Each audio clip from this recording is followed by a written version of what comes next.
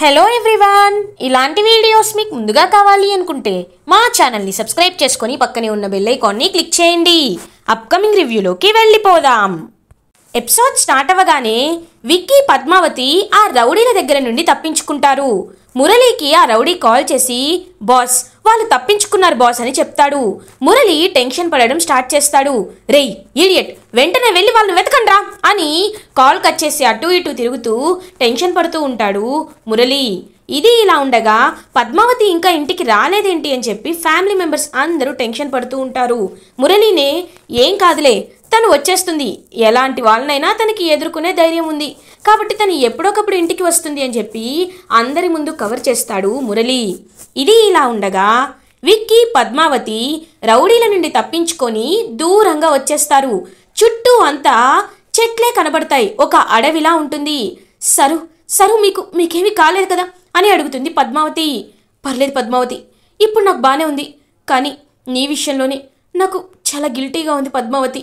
నేను ఎంతలానో అపార్థం చేసుకున్నాను అసలు అని చెప్పి ఇంకా కరెక్ట్గా విక్కీ చెప్దామనే లోపే రౌడీస్ అయితే రేయ్ వాళ్ళు అక్కడ ఉన్నారు పదండ్రా అని చెప్పి పరిగెత్తుకుంటూ వస్తూ ఉంటారు.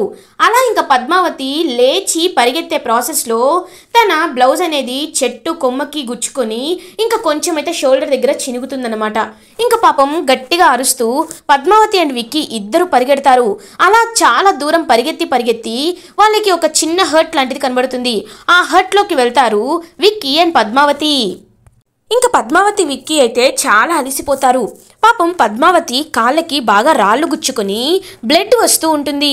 విక్కీ పద్మావతి కాళ్ళని టచ్ చేస్తూ పద్మావతికి కర్చీఫ్ కడుతూ ఉంటాడు.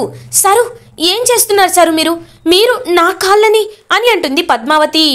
పద్మావతి నువ్వు అలా ఎందుకు అనుకుంటున్నావు చెప్పు, నీకు నేను అగ్నిసాక్షిగా 7 అడుగులు నీతో వేస్తూ నీకు తాళి కట్టాను. అలాంటిది నీకు చిన్న గాయమైతే నేను ఎలా తట్టుకోగలను అనుకుంటున్నావు పద్మావతి? నీకు ఇంతలా గాయమైతే నా మనసు చూస్తూ ఊరుకుంటుందని నువ్వు ఎలా అనుకుంటావు పద్మావతి? లేదు, ఇకపై విక్కీ వేరు. నిన్ను ఎంతలా బాధ పెట్టానో అంతలా నేను ప్రేమిస్తాను పద్మావతి, ఖచ్చితంగా నిన్ను ప్రేమిస్తాను అని విక్కీ చాలా ప్రేమగా పాపం పద్మావతితో చెప్తూ ఉంటాడు. పద్మావతి కూడా విక్కీ వైపు ప్రేమగా చూస్తూ ఉంటుంది. ఇంకా అప్పుడే కరెక్ట్గా పద్మావతికి బ్లౌజ్ దగ్గర చినగడం, ఇంకా షోల్డర్ దగ్గర చినగడం చూస్తాడనమాట విక్కీ. పద్మావతి ఇది చినిగిపోయింది, అక్కడ బట్టలు ఉన్నట్టున్నాయి, నువ్వు వెళ్ళి ఆ శారీ కట్టుకో అని చెప్తాడు విక్కీ. సరే సారు అని అంటుంది పద్మావతి. ఇంకా అలా పద్మావతి వెళ్ళి శారీ అయితే చేంజ్ చేసుకుంటుంది. ఇటువైపు విక్కీ కూడా ఇంకా ఆలోచిస్తూ ఉంటాడు మురళి గురించి. దుర్మార్గుడు, ఈడియట్, రాస్కెల్, ఆస్తి కోసమే ఇదంతా వాడు చేస్తున్నాడు. వాడికి ఎలా అయినా బుద్ధి చెప్పాలి, ఖచ్చితంగా బుద్ధి చెప్పాలి అని ఇంకా గట్టిగా ఫిక్స్ అవుతాడు విక్కీ. పద్మావతి ఇంకా కొత్త శారీని కట్టుకొని విక్కీ దగ్గరికి వస్తుంది. సారు ఇప్పుడు చెప్పండి సారు, అసలు మిమ్మల్ని ఎవరు కిడ్నాప్ చేశారు? అసలు మీరు ఎలా కిడ్నాప్ అయ్యారు సారు అని అడుగుతుంది పద్మావతి. ఇంకా విక్కీ చెప్పడం స్టార్ట్ చేస్తాడు. పద్మావతి నన్ను కిడ్నాప్ చేసింది ఆ దుర్మార్గుడు మురళినే పద్మావతి అని అంటాడు విక్కీ. ఒక్కసారిగా పద్మావతి షాక్ అయిపోతుంది. నాకు ముందే వాడిపై అనుమానంగా ఉందది సారు, కానీ నేను చెప్పలేదు, ఎందుకంటే సాక్ష్యాధారాలు లేకుండా ఎవరు ఏం చెప్పినా నమ్మరు కదా సారు అని అంటుంది పద్మావతి. చావు అంచుల దాకా వెళ్ళొచ్చాకే నాకు నిజాలేంటో అర్థమయ్యాయి పద్మావతి. నన్ను వాడు ఆస్తి రాసివ్వమని బెదిరిస్తున్నాడు, లేకపోతే అక్క ప్రాణానికే ప్రమాదం అని చెప్తున్నాడు. అది మాత్రమే కాదు, నన్ను విరతీయడానికి, మన ఇద్దరి మధ్యలో చిచ్చు పెట్టడానికే వాడు కావాలని నీతో చనువుగా ఉన్నట్లు, నువ్వు వాడిని ప్రేమిస్తున్నట్టు అబద్ధం చెప్పానని కూడా వాడు ఒప్పుకున్నాడు పద్మావతి అని అంటాడు విక్కీ. విక్కీ మాటలు విన్న పద్మావతి చాలా హ్యాపీగా ఫీల్ అవుతుంది. సరు ఆ నీచుడు వాడు చెప్పేశాడా? ఇప్పటికైనా మీరు నన్ను నమ్ముతున్నారా సారు అని అడుగుతుంది పద్మావతి. పద్మావతి ఇకపై మన మధ్యలో ఎలాంటి అపార్థాలు ఉండకూడదు. మనం ఎప్పటిలా పాత విక్కీ పద్మావతిలాగే అప్పట్లాగే మనం హ్యాపీగా ఒకరితో ఒకరు ప్రేమగా ఉండాలి.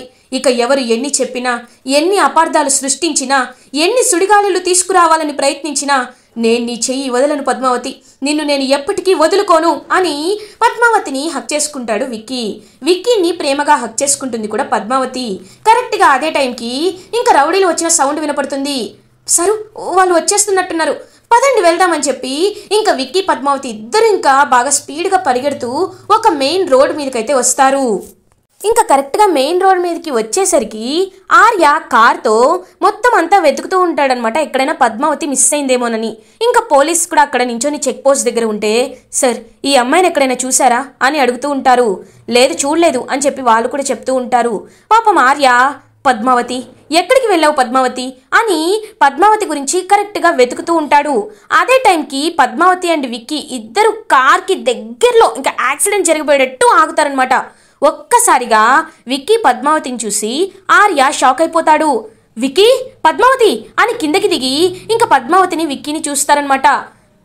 సరు బావగారు బావగారు మీరు అని పద్మావతి కూడా హ్యాపీగా ఫీల్ అవుతుంది.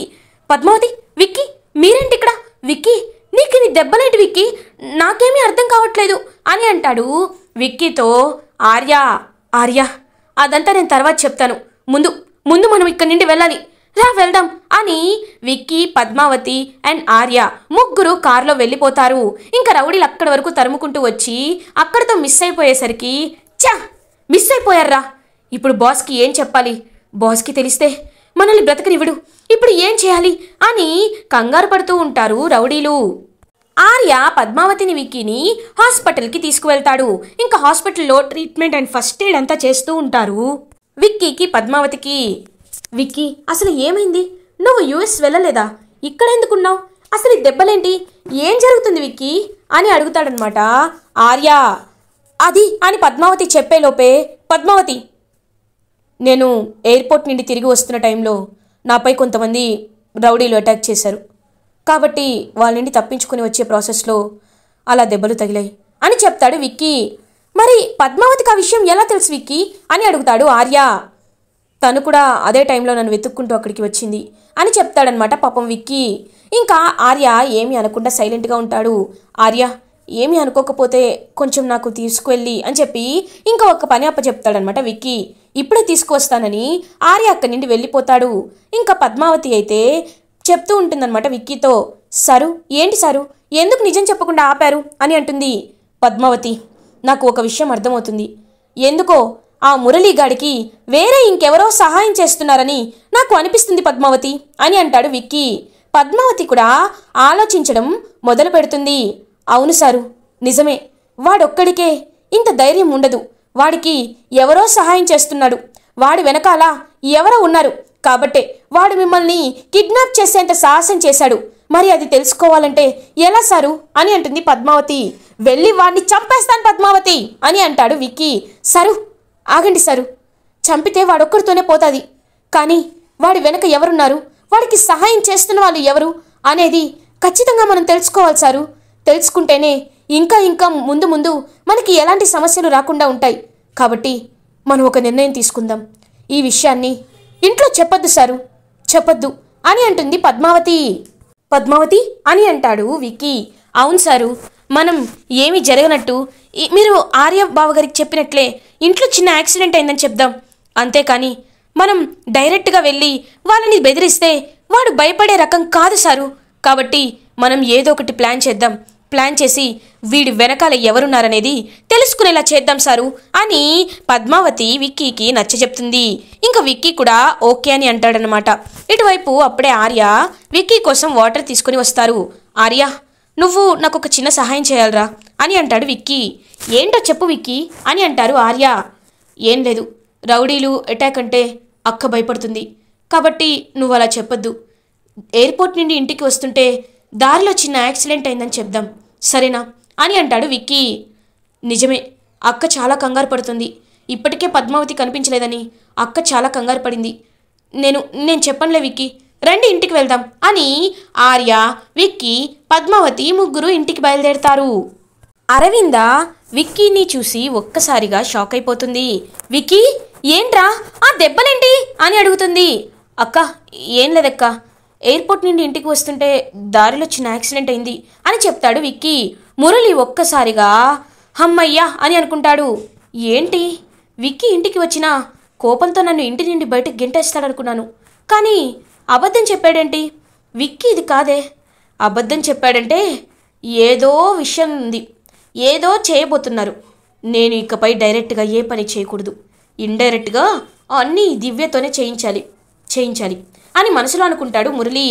అయినా నీలాంటి మంచి వాళ్ళ ఆశీర్వాదం ఉన్నంత వరకు ఎలాంటి వాళ్ళు, ఎలాంటి దుర్మార్గులు, దుష్టులు నన్నేమీ చేయలేరక్క అని అంటాడు విక్కీ. సరేరా, నిన్ను చూస్తుంటే నాకు చాలా భయంగా ఉంది. పద్మావతి, మీరు కూడా ఏంటి పద్మావతి, ఒక్క మాట ఇంట్లో చెప్పి వెళ్ళాలని తెలీదా ఏంటి మీకు అని అంటుంది అరవింద విక్కీతో. సర్లే, నీకేమీ కాలేదు కదా, అదే చాలు. సరే, మీరు వెళ్ళి ఫ్రెష్ అవ్వండి అని పాపం ఇంకా వెళ్ళిపోమంటుంది లోపలికి అరవింద. విక్కీ అండ్ పద్మావతి ఇద్దరు ఇంకా వాళ్ళ రూమ్కి వస్తారు. ఇంకా పద్మావతి విక్కీ మాట్లాడుకుంటూ ఉంటారు. పద్మావతి, ఖచ్చితంగా ఆ మురళీగాడికి ఎవరు సహాయం చేస్తున్నారో తెలియాలి. అది మాత్రమే కాదు, ఆ మురళీగాడి నిజస్వరూపం బండారాన్ని అందరి ముందు మనం బయట పెట్టాలి. ఎలా, ఏం చేయాలి పద్మావతి అని అడుగుతాడు విక్కీ. సరు, మనకి త్వరగా బండారం బయట పెట్టాలంటే ఒకే ఒక్క మార్గం ఉండాలి. అది వదిన గారి శ్రీమంతం. ఒకవేళ వదిన గారి శ్రీమంతం మనం జరిపిస్తే ఎప్పుడైనా ఖచ్చితంగా వాడు వదిన గారిపై కుట్ర చేయాలని అనుకుంటున్నాడు. వాడి కుట్రలు మనం ముందే పసిగట్టి సాక్ష్యాలతో సహా వదిన గారికి చూపిస్తే వదిన గారినే వాడిని కొట్టి బయటికి గెంటేస్తారు. మనకు అది తప్ప వేరే మార్గం లేదు సారు అని ఒక ఐడియానైతే ఇస్తుంది పద్మావతి విక్కీకి. ఇది ఇలా ఉండగా దివ్య చాలా ఫీల్ అవుతూ ఇరిటేటింగ్గా అటు ఇటు తిరుగుతూ ఉంటుంది. విక్కీ అన్నయ్య తప్పించుకున్నాడు. మేం వేసిన ప్లాన్ ఫ్లాప్ అయింది. ఇప్పుడు ఏం చేయాలి, మళ్ళీ ఆస్తి మా చేతికి ఎలా వస్తుంది అని చాలా కోప్పడుతూ కంగారు పడుతూ ఉంటుందన్నమాట దివ్య. ఇది ఇలా ఉండగా మార్నింగ్ అవుతుంది. ఇంకా అందరూ కలిసి హ్యాపీగా ఒకచోటే కాఫీ తాగుతూ ఉంటారు. అదే టైంకి విక్కీ పద్మావతి కూడా కిందకి వస్తారు. ఇంకా విక్కీ పద్మావతిని చూసి మురళి అయితే భయపడుతూ టెన్షన్ పడుతూ ఉంటాడు. అక్క, నేను ఒక నిర్ణయం తీసుకున్నాను అని చెప్తాడు విక్కీ. ఏంటా అది అని అడుగుతుంది అరవింద. మురళి టెన్షన్ పడుతూ ఉంటాడు. ఒకవేళ నా గురించి చెప్పేస్తాడా అని అనుకుంటూ ఉంటాడు. ఏం లేదక్క, ఇంకొద్ది రోజుల్లో నీకు డెలివరీ అవుతుంది కదా, కాబట్టి నీకు శ్రీమంతం జరిపించాలి అనుకుంటున్నాము అని అంటాడు విక్కీ. విక్కీ వాళ్ళ నాన్నమ్మ కూడా, అవును అరవింద, చిన్నవాడైనా విక్కీ సరిగ్గానే చెప్పాడు, నీకు శ్రీమంతం జరిపించడం మన ఆచారం అని అంటుంది విక్కీ వాళ్ళ నాన్నమ్మ. కానీ అది మొన్నే జరిపించామమ్మా అని అంటారు నారాయణ. నాకు తెలుసులేరా, మీరు మొన్న కళ్యాణ్ పెళ్లికి వెళ్ళి దుగ్గిరాల ఇంట్లో జరిపించారు, కానీ జరిపించాల్సింది ఇక్కడ పుట్టింట్లో జరిపించాలి. వాళ్ళు చేశారు, కానీ మనం ఇంకా అంగరంగ వైభవంగా ఘనంగా జరిపించాలి కదా. అమ్మ అరవింద, విక్కీ చెప్పిన మాటని కాదనద్దు. నేను వెంటనే పంతులు గారికి ఫోన్ చేసి ముహూర్తం కనుక్కుంటాను అని చెప్పి అక్కడి నుండి వెళ్ళిపోతారు విక్కీ వాళ్ళ నాన్నమ్మ. ఇంకా అరవింద అందరూ హ్యాపీగా ఫీల్ అవుతారు. మురళి కూడా వీళ్ళు వచ్చి నాకే మంచి అవకాశాన్ని ఇచ్చారులే, అయినా ఇప్పుడు నేనంటే ఏంటో చూపిస్తా అని మనసులో అనుకుంటాడు మురళి. ఇంకా అరవింద శ్రీమంతం ఫంక్షన్స్కి అయితే అన్ని ఏర్పాట్లు జరుగుతూ ఉంటాయి. అందరూ హడావిడిగా ఎవరి పని వాళ్ళు చేస్తూ ఉంటారు. ఇటువైపు మురళి దివ్య దగ్గరికి వస్తాడు. దివ్య, చూసావా, హ్యాపీగా ఉంది కదా, ఆస్తి వస్తుంది అన్నావు, నీ మాటలు నమ్మాను, కానీ ఏంటిదంతా అని అంటుంది దివ్య. చూడు దివ్య, నేను చెప్పేది కంగారు పడకుండా కూల్గా విను. ఇప్పుడు మనం ఒక పని చేయబోతున్నాం. నేను చెప్పినట్లు చేస్తే ఆస్తిలో నీకు వాటా వస్తుంది, లేకపోతే నీ చేతికి చిప్పే మిగులుతుంది అని అంటాడు మురళి. చెప్పు బావా, నువ్వేం చెప్తే అది చేస్తాను అని అంటుంది అరవింద గురించి దివ్య. ఇంకా మురళి దివ్యకి ఒక ప్లాన్ని చెప్తాడనమాట. ఇలా చేస్తే పాపం అక్క అని అంటుంది. పాప పుణ్యాల గురించి ఆలోచిస్తూ కూర్చుంటే డబ్బులు మన చేతికి రావు. డబ్బులు రావాలంటే ఇలా చేయాల్సిందే. నువ్వు చేస్తావా చేయవా అని అడుగుతాడు మురళి. చేస్తాను బావా, సరే చేస్తాను అని అక్కడి నుండి వెళ్ళిపోతుంది దివ్య. ఇంక మురళి, పిచ్చిదానా, నిన్ను అడ్డం పెట్టుకొని పద్మావతిని ఆడుకున్నాను, ఇప్పుడు నిన్ను అడ్డం పెట్టుకొని నిన్నే వాడుకుంటున్నాను. నువ్వు నాకు ఇంతలా సహాయం చేస్తావని ముందే తెలిస్తే బాగుండేది అని మనసులో అనుకుంటాడు మురళి. ఇది ఇలా ఉండగా విక్కీ పద్మావతి ఇంకా హ్యాపీగా అన్ని అరేంజ్మెంట్స్ చేసేస్తారు. అలా ఇంకా అరవిందని కూర్చోపెట్టి అందరూ శ్రీమంతం చేస్తూ ఉంటారు.